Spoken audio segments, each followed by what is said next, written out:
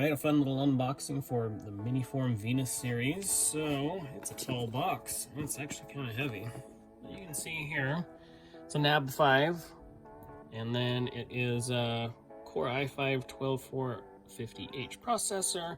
This model that I got, it's got 32 gig of RAM, it's 16 gig times 2, and a 512 NVMe that's on board. So, let's do the dramatic lift off of this thing. Not slow motion.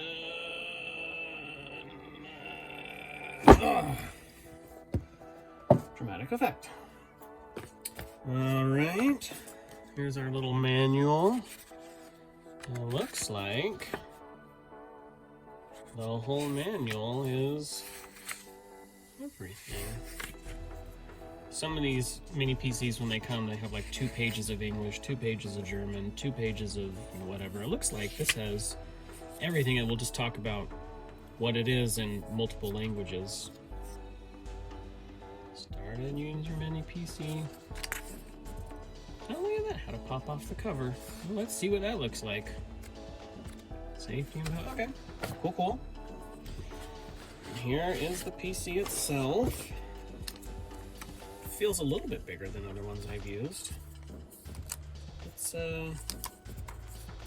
me get it off. Not damaging it too badly. I can do this. Oh, there.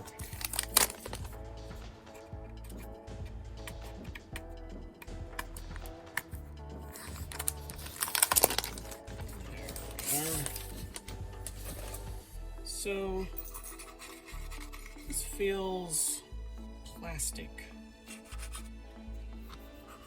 It's a plastic case, not metal.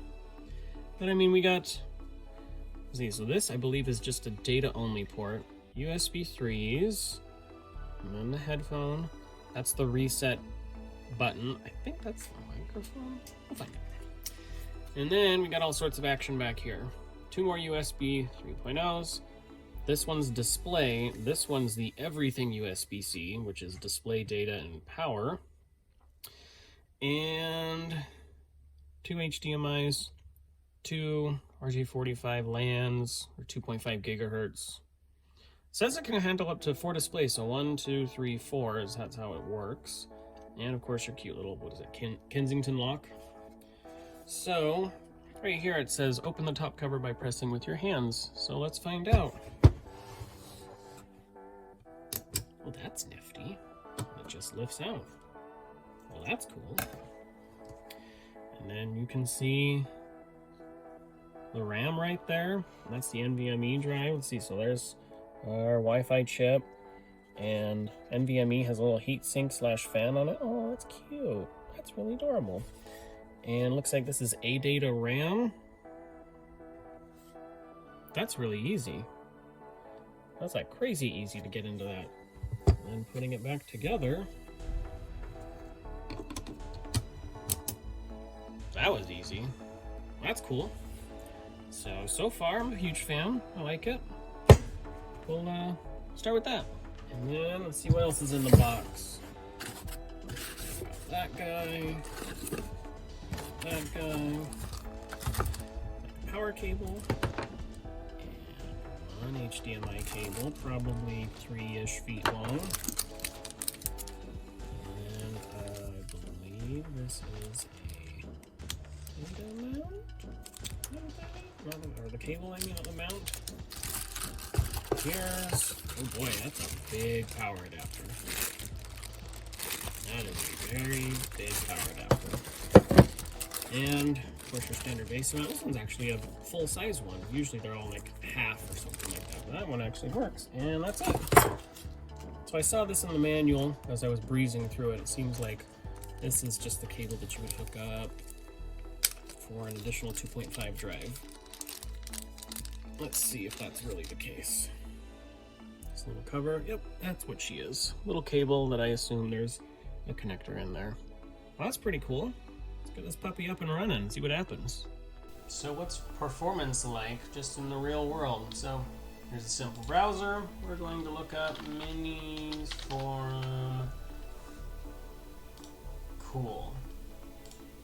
You can feel the browser is actually quite snappy and seems to be working well. Even other things that I've noticed, like I use Google Chat for work, and Google Chat is quite snappy. Usually it's not that snappy. It handles it really, really well. I mean, it's got a really decent processor. So okay, so it handles that well. What about Smash Cards? Loads it nicely. Let's see what kind of frame rate we get with this play. Looks like frames per second in the corner is 60.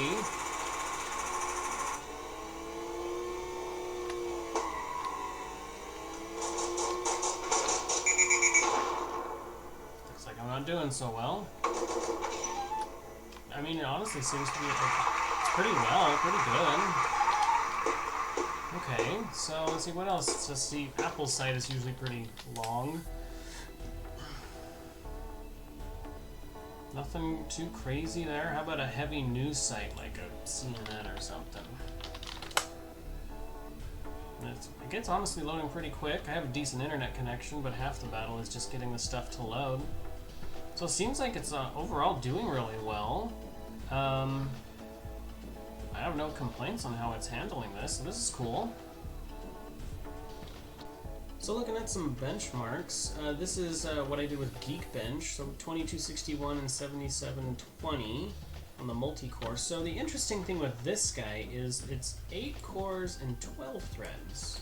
I don't know if I've ever seen that before where you see 8 cores, 16 threads all the time, but not 8 cores, 12.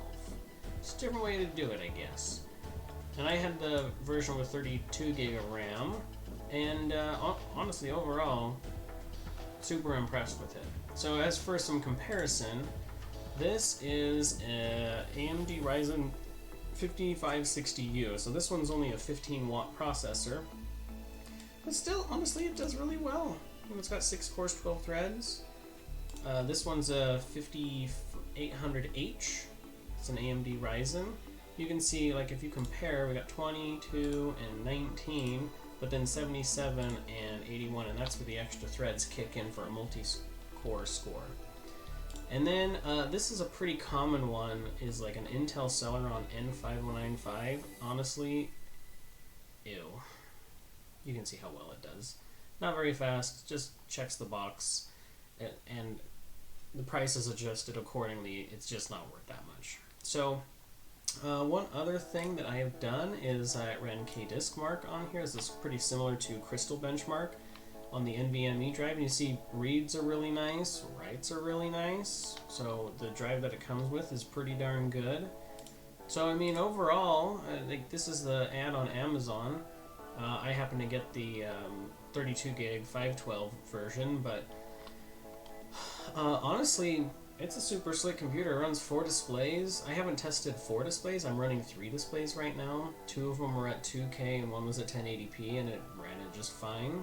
I guess 2K is 1440p too, whatever you want to call it. Haven't tested the 4K yet. Don't have a 4K monitor. But overall, I'm like really impressed with this guy. It's been a workhorse. It's not loud. The fan doesn't kick on all the time. It runs nice and fast. There have been a tiny hiccup with like the display one time. That was kind of weird, but overall, I mean, nothing crazy. I'm sure if I just upgraded to a newer kernel, it would have been fine. But overall, 5 stars, 2 thumbs up, hip hip to the hooray.